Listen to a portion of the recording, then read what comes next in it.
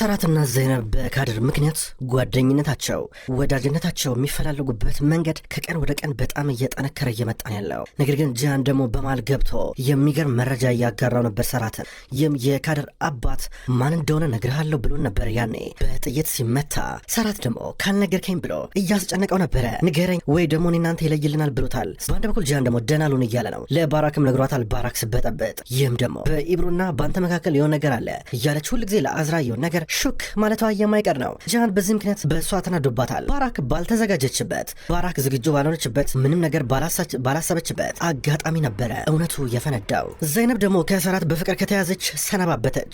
የተለየ ስሜት እየተሰማት ነው ያለው። በተለይ ደግሞ ስራ ስታመለክት ቶሎ ቶሎ የምትወርቀው ነገር በጣም ተስፋ የሚያስቆርጥና ልብ የሚሰበር ነገር ሆኗል። ቶሎ ቶሎ እያለቀሰች ተቸግራለች። አሁን እየኮተኮተች አበባ እየተከለች ነበር። ግቢ ውስጥ አበባ እየተከለች ነው። በቃ ከዚህ በኋላ የኔ ነገር አበባ ሆኖ ይቅር እንዴ ብላ ራሷን እየጠየቀች ነበረ። ይህን ጊዜ ጂያን ለሰራት ደውሎ የካድር አባት ቲቤት ነው ብሎታል። ሰራት በራሱ ነገሮችን ገጣጠመና አዎ ቲቤት ነው ብሎ አመነ።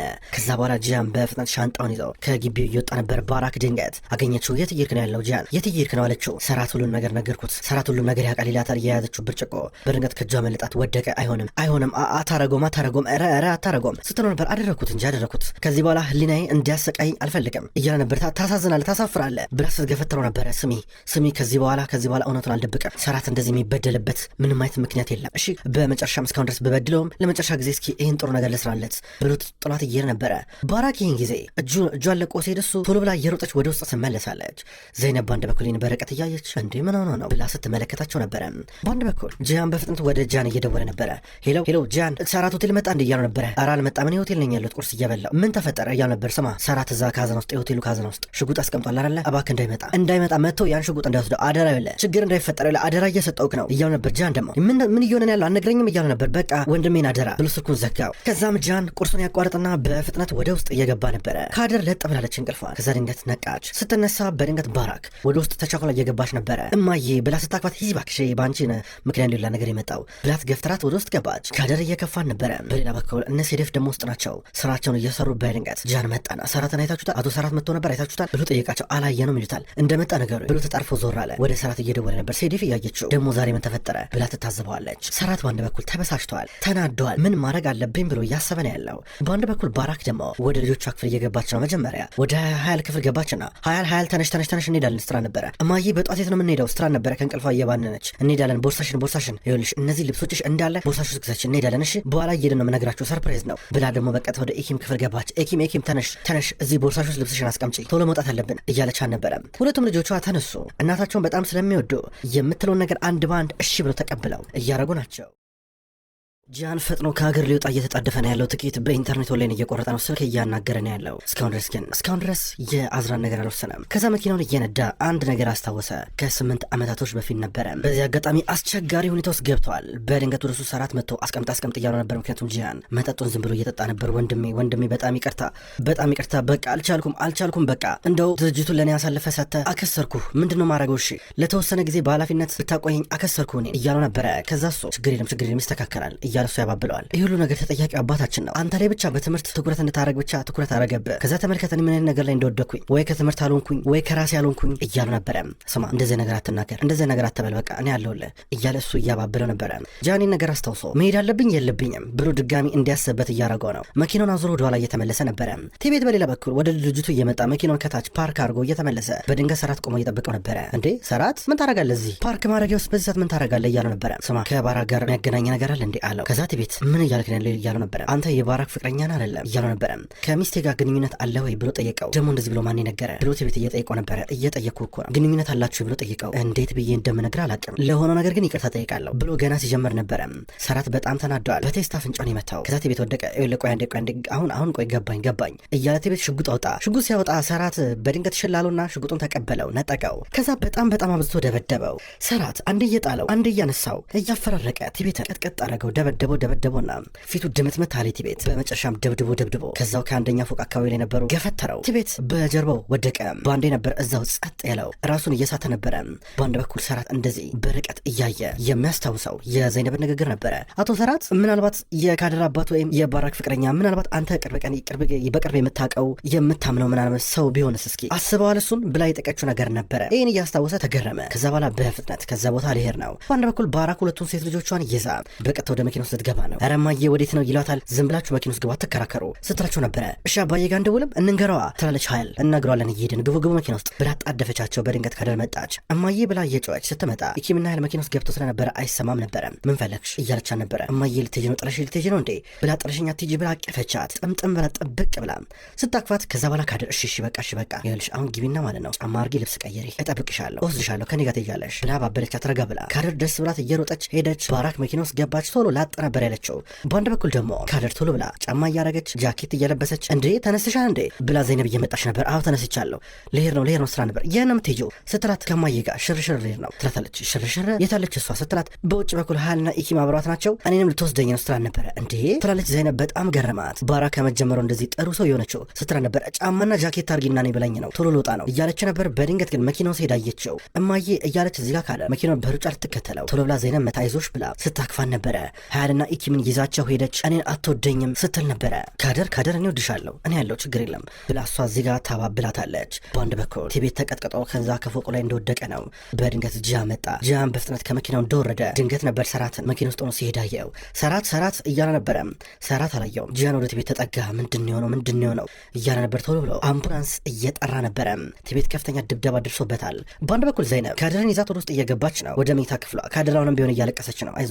አይዞሽ ይመለሳሉ እኮ ይመጣሉ ስትል ነበር። ከዛ ፊት ለፊት የሀያልን ክፍል ተመለከተች። የሀያል ክፍል ተበርብረዋል። ምን ተፈጠረ ብላ ወደ ሀያል የልብስ ሳጥን ስትጠጋ የልብስ ሳጥኗ ባዶ ነው። የሆነ ቦታ ይዛቸው እንደሄደችና እንደ ማምለጥ ነገር እንደሆነ ገባት። ዘይነብ ጨነቃት። ቶሎ ብላ ወደ ሀያል ደወለች። ወደ ሀያል ስትደወል ከዛ በኋላ ሀያል ከጀርባ ነበረች። ከኢኪም አጠገብ ተቀምጣ እማዬ ዘይነብ እየደወለች ነው ስትል ነበር። እንዳታነሹ ትላታለች እዚህ ጋር ባራክ። ከዛ መልሳ ደግሞ የት ነው ያላችሁት የት ሄደሽ ነው የሚል ቴክስት ላከችላት። የት ሄዳችሁ ነው ምናምን ነገር የሚል ደግሞ ቴክስት እየላከችልኝ ነው። አሁን መልሳ እየደወለች ነው ስትላት አምጮ እኔ ያናግራታለሁ ብላ ስልኩን ተቀበለችው። ከዛ በኋላ ስልኩን ዘጋችውና ባራክ ስልኩን አስቀመጠችው። ከዛ በኋላ ግራ ገባቸውና ሀያል ዘይነብም ግራ ገባት። ከዛ ዘይነብ ወደ ኢኪም ደግሞ ደወለች። እማዬ እኔ ጋርም እየደወለች ነው ስትል ነበረ። ከዛ ባራክ ስልኩን አምጫ አለቻትና ስልኩን ተቀበላ ሄሎ ምን ፈለግሽ? ልጆቼን እኮ ናቸው የፈለኩበት ይዣቸው መሄድ ይችላለሁ ብላ ስልኩን ዘጋቸውና እየጣለችው ነበረ። ስትጥለው እንዴ እማዬ ምን እያረግሽ ነው ያለሽው? ስልካችን ለምሮ ምጥዩ ብለው እየጠየቋን ነበረ። እገዛላችኋለሁ አዲስ ስልካውን ቀጥ ብለን መንገዳችንን እንቀጥል ስትላቸው ነበረ። አይ እንዴት ጣልሹ ለምን ትጥይብናለሽ ስልካችንን ይሏታል። አዲስ እገዛላችኋለሁ ዝም በሉ እያለቻቸው ነበረ።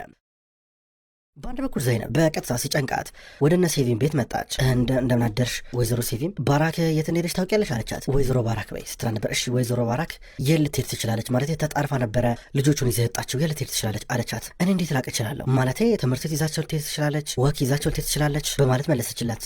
ማለቴ አወጣጣቸው ግን የሚያመልጡ ነበር የሚመስለው እና መኝታ ክፍላቸው ገብቼ ልጆቹን ክፍል ሳይ ሳጥናቸው ባዶ ነው ስትል ነበር። አንቺ ይኸውልሽ አብደሻል። እሺ ሲጀመር ለምን እንደዚያ ነገር ሁሉ እንደምታስብ ነው ግራ የሚገባኝ። እሷ ወንጀለኛ ናት እንዴ ከገዛ ቤቷ እንደዚህ ነው የምታመልጠው ስትላ ነበረ። እሺ አዝራ ቤት አለች ወይዘሮ አዝራ ብላ ዘይነብ ወደ ውስጥ እየገባች ነበር። አቤት ዘይነብ ምን ተፈጠረ ስትላ ነበረ። ባለቤትሽ ከባራክ ጋር ጧት እያወራ ነበረ እና ወዲያው ነበር ባራክ ተደናግጣ ቶሎ ብላ እየወጣችው። ባለቤትሽ የት እንዳለ ታውቂ ትችላለሽ አለቻት። የበለጠ ደግሞ ሴቪም አሁንም ቢሆን ድጋሚ እየቀለደችባን ነበረ በዘይነብ። አይ እኔ ምንም አውቀው ነገር የለም እናቴ ሴቪ የምታውቂው ነገር አለ አንቺ አለቻት። አንቺ ልጅ ብትሄጂ ይሻልሻል ምን አገባሽ ሲጀመር ስትላ ነበር። ዘይነብን እንደዚህ አመናጭቃ አስወጣቻትና እስኪ ስልኬን አቀብኝ እስኪ ቆይ ጂያን ጋር ልደውል ብላ ደወለች። ጂያን ስልኩን አያነሳም። ሰራት ከደወለች ሰራትም አያነሳም። ባራክ ጋር ትደውላለች። እንዲሁ ተመሳሳይ ነገር ነው ያለው። እንዴ ለምንድነው የሁሉም ስልክ የማይሰራው እያለች ወደ ሀያልና ወደ ኢኪም ትደውላለች። ስልካቸው አይሰራም። የኢኪም ስልክ ጠፍቷል። ምንድነው እየሆነ ያለው ነገር ትላታለች። በሌላ በኩል ኢብሮ ዛሬ በጠዋት ነሸጥ እያረጋን ነው። ፊቷ ላይ አሪፍ ነገር እያረገች ነው። ኩሏን እየተቀባች ራሷን እያስዋበች ነው። ከዛ በኋላ ቶሎ የነገረቻት ነገር ትዝ አላት። ምናልባት ይህ ሰውዬ ወዶች ሊሆን ይችላል እድሉ እንዳታባክኙ ብላን ነበረ። የበለጠ ከድሮ በተሻለ ቆንጆ ነው ለመቅረብ እንዲያግዛት ብላ እየተቀባባችን ራሷን ዝግጁ ስታደርግ ነበረ። በድንገት እናቷ መጣች። ኢብሮ ወዴት ነው ስትላ ነበረ። ምን ጓደኞች ጋር ልሄድ ነበር አለቻት። ወደ ስራ ቦታ ልትሄጂ ነው እንዴ አለቻት። ስራ ቦታ ብሄድስ ምን ችግር አለው እማዬ ምን አይነት ጥያቄ ነው እንዴ? ስራዬን ለማንም አሉባልታ ለማንም ወረኛ ብዬ ላቆም ነው እንዴ እያለቻት ነበረ። ከእናቷ ጋር ተጨቃጭቃ እየወጣች ነበረ። እናቷ ግራ እየገባን ነው። ከዛ አባታቸው ድንገት መጥቶ ምን ተፈጠረ ብሎ ይጠይቃታል። እሱ እንዳያውቃት ፈልገም እየደበቀችው ነበረ። ዘይነብ በሌላ በኩል ወደ ሰራት ስልክ ትደውላለች። የእሱም ስልክ አይነሳም። ምን እየሆነ ነው ያለው ዛሬ ትላለች። ድንገት ሰራት መጣ። እንደመጣ ሰራት በተደጋጋሚ ሲደውል ነበር። ለምን ስልክ የማይሰራው ስትለው ነበር። እሱ ግን እጁ በደም እንደተለወሰ ወደ እሷ እየቀረበ ነበረ። ከዛም በኋላ ምን ተፈጠረ አለችው። ዝም ብሎ እያያ አልነበረም። ከዛ ዝቅ ብላ እጁን አየችው። ምን ሆነ ነው ጀን ስትለው ከዛ በኋላ የካድርን አባት እኮ አገኘሁት፣ የባራክን ፍቅረኛ አገኘሁት ይላታል። ተደናገጠች። ከዛም በኋላ ልጆቼን ማስመለጥ አለብኝ እያለ ነው ተቀመጠ። እሷ የሆነ ጨርቅ ነገር ይዛ መጣች። እጁን እየጠራረገችለን ነበር። እጁ ትንሽ ቆስሏል አይዞ እያለች ነበር። ማልቀስ ጀመረች። ሰራት እንደዚህ እጁ ሆኖ ስታየው እያለቀሰች ነበረ። ከዛም በኋላ ምንድን ነው እንደዚህ ያረከው ስትለው የባራክን ፍቅረኛ አግኝቼ ደበደብኩት፣ ገደልኩት አላት። የበለጠ እያስለቀሳት ነበረ። አምርራ ስታለቀስ እኔ እኮ ዘይነብ እኮ ነገርሽ እኮ ነበር እኮ እኔ የባራክን ፍቅረኛውን ግድየዋለሁ፣ ከኔ ፍቅር እንደዚሽ ብዬሽ ነበረ። ይኸውልሽ ገና ከሆኑ አንቺን ማስለቀስ ጀመርኩኝ፣ ቢቀርብሽ ይሻላል። እሻውን ለምሮ የምታለቅሹ እያለ ነበረ። እሷ አምርራ ስቅስቅ ብላ ስታለቀስ ወደ እሷ ተጠግቶ የኔ ውድ ዘይነብ ሲላት አቶ ሰራት ምንድን ያረከው ስትለው ነበረ። አታፍቅርኝ፣ ይቅርብሽ በቃ ፍቅር ለእንደኔ አይነቱ ሰው አይሆንም እባክሽ ይቅርብሽ። እኔ ቃሌን መጠበቅ አልችልም። ቃል አስገብተሽኝ ነበር ባገኘው ምንም ነገር እንደማላረገው፣ ነገር ግን በቃ እያለ ነበር። አይ ቃልን መጠበቅ አለመጠበቅ ሳይሆን ጉዳዩ ምነት ኃላፊነት የማይሰማ ሰው እንደሆንክ ነው የሚያሳየው። ሰራት ሂድ አምልጥ፣ ቶሎ ብላ አምልጥ፣ ይኸውልህ ፖሊስ ሳይመጣ ብታመልጥ ይሻላል አለችው እጁን እየጎተተችው። አረ እኔማ አላመልጥም፣ እኔማ የአባቴን ፈለጋ ልከተል። አባዬም ችግሩ ሲገባ እንደዚህ ነበረ እኛን ጥሎን ሄደው፣ ነገር ግን ልጆቼን ለማንም ጥዬ አልሄድም። ማምለጥ ካለብኝም ልጆቼን ይዤ ነው የምሄደው። ሀያልና ኢኪምን ንገሪያቸው አሁኑን እንሄዳለን ሲላል ነበር። እሷ ደግሞ አረ ባራክ እኮ ይዛቸው ሄደች። ባራክ ይዛቸው ሄደች። ደንግጣ ነበረ። ልብሳቸውን ጥርግርግ አርገው ነበር የወጡት። ባራክ ማርክ ሁኔታዋ በሙሉ አኳኋና የምታመልጥ ነበር ይመስለው ትላለች። በሌላ በኩል ቲቤት አሁን አምቡላንስ መጥቶ እየወሰደው ነው። በቦታው ብዙ ሰው ተሰብስቧል። አሁን የጤና ባለሙያዎች መጥተዋል፣ ፖሊሶች መጥተዋል። ፖሊሶች ወደ ጀን እየቀረቡ እንደዚህ ያደረገውን ሰው አይተዋል ይሉታል። እሱ ከዛ አይቼዋለሁ ምን እንደተፈጠረ ምን እንደሆነ አንድ ባንድ ነግራቸዋለሁ ብሎ ያስረዳል።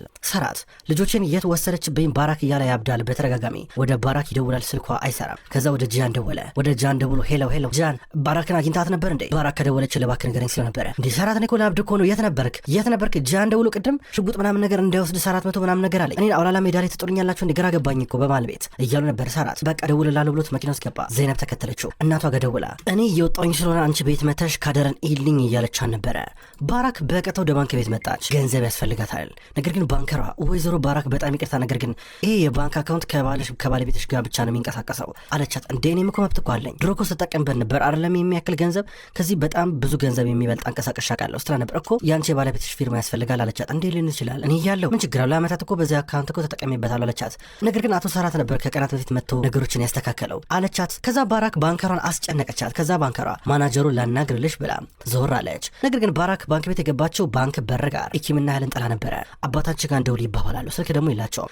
እማዬ ዛሬ ሁኔታዋ ጥሩ አልነበረም፣ እስኪ ሰውን ለምንና ስልክ እንቀበል ተባብለው ከአንዱ ተቀበሉ። ወደ ሰራት ጋር ደወሉም። ባራክ የሆነ ባንክ ቤት በር ጋር አቁማቻቸው። እንደገባች ነገሩት። አድራሻውን ቦታውን አያውቁትም። ሰው ጠይቀው ነገሩት። እሱ ወዲያው መኪናውን በፍጥነት እያሽከረከረ በቦታው ለመድረስ እየሞከረ፣ ባራክ በአንድ በኩል ከባንክ ቤት ገንዘብ እየጠየቀች እንዳለ ወዲያው ለሰራ ደውለው ነገሩት። ሲነግሩት ሰራት እምቢ እያለ ነበረ። እንዳሰጧት ያንን ገንዘብ እያለ ነው። እዛው አቆዩት፣ ቢዚ አርጓት እያለ ነበረ። ባንከሯ አሁን ባራክን በወሬ ቢዚ ልታረጋትና 10 ያመጣችውን ገንዘብ እየቆጠረች ልታጨናንቃት እያሰበች ነበረ። ክቡራትና ተመልካቾች በዛሬው ዕለት ወደ እናንተ የታመሙ አበቦች የሚሰኘው ድራማ በዚህ መልኩ ወደ እናንተ አርሻለሁ። ክቡራን ተመልካቾች ከዚህ በኋላ የታመሙ አበቦች የሚሰኘውን አስገራሚ ደስ የሚል የፍቅር የቱርክ ድራማ ወደ እናንተ ይዞ ይመጣል። ቀኑን ጠብቄ እኔ ወደ እናንተ አርሳለሁ። ሁሉ ተመልካቾች በቅጠል ቲቪ ዩቲዩብ ቻናል፣ በሌላኛው ደግሞ ዩቲዩብ ቻናላችን እዛው እንዲሁም ሰው ወረጅ የሚሰኘው አዳዲስ የቱርክ ድራማዎችን ወደ እናንተ አርሳለሁ። አቀራረቤ የተመቻችሁ እየወደዳችሁት ክቡራን ተመልካቾች እዛም እየገባችሁ ሄዳችሁ እንድትመለከቱ በትህትና ጠይቃለሁ። የታመሙ አበቦች እንዲሁም ሌሎች ተከታታይ ድራማ ክፍሎች